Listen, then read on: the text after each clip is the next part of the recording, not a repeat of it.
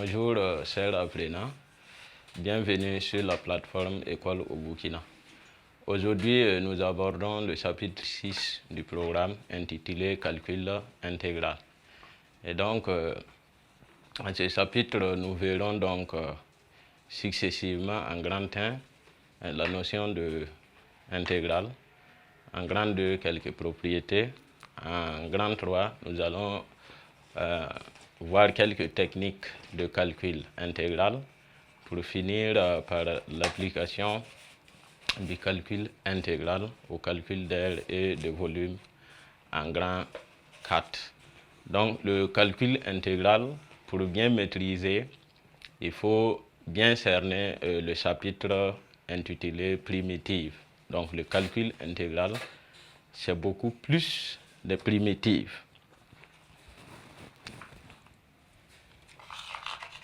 Donc chapitre 6. Calcul intégral.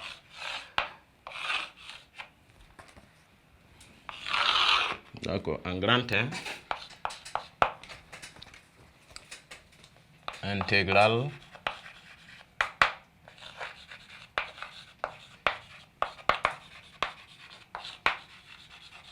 d'une fonction continue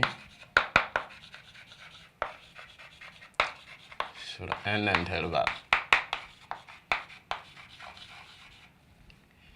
En petit 1, nous allons voir la définition et la notation.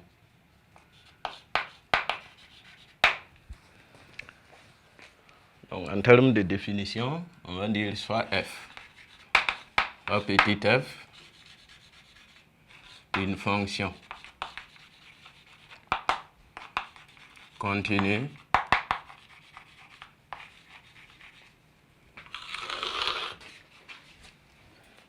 sur un intervalle. Sur un intervalle i, petit a et petit b, deux réels de i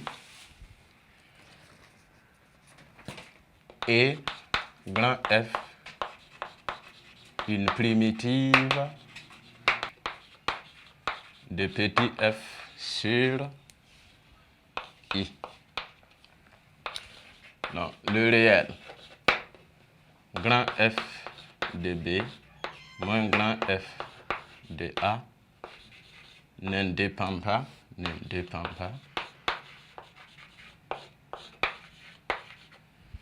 de la primitive grand F. Donc, il est appelé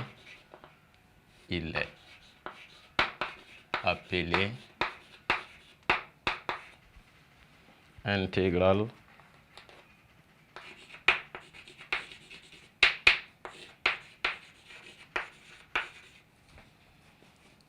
de petit f intégrale de A à B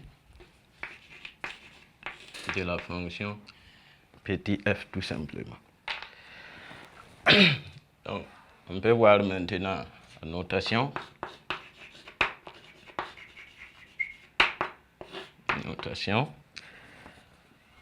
On note l'intégrale allant de A à B de f de x d de x. Et on lit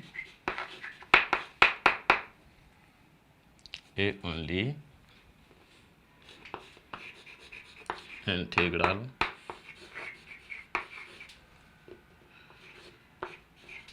de petit intégrale ou somme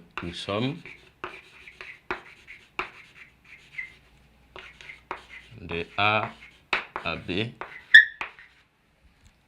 de f de x d de x. On note aussi f de x comme ça, a, b, et on lit grand f de x pris entre petit a et petit f de x pris entre petit a et petit b. Donc, comme les deux sont la même chose, on peut donc dire que l'intégrale allant de a à b de f de x d de x est égal à grand f de x pris entre a et b.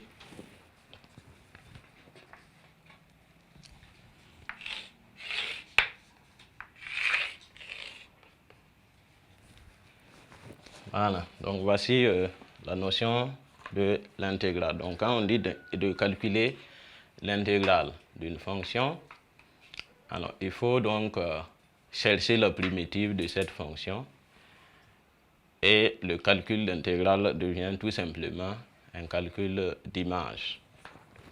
Donc vocabulaire. Donc on vient donc de préciser quelques éléments. Le A et le B. A et B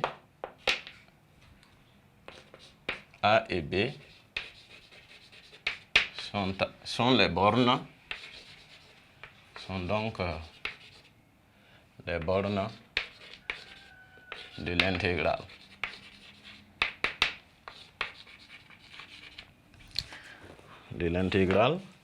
Ensuite, la lettre X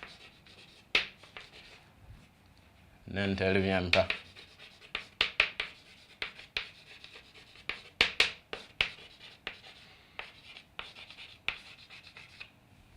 Dans le résultat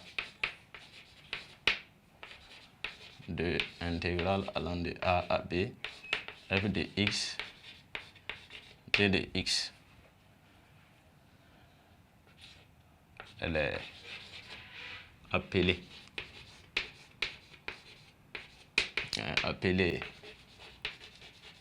variable miette,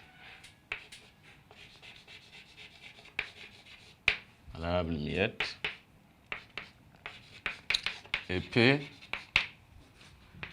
être remplacée. Elle peut être remplacée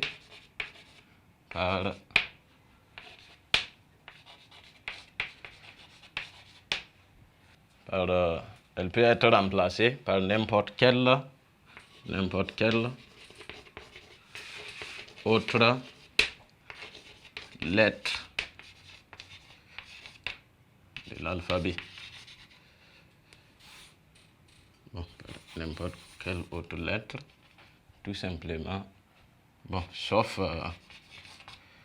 A et B, tout simplement pour ne pas porter confusion.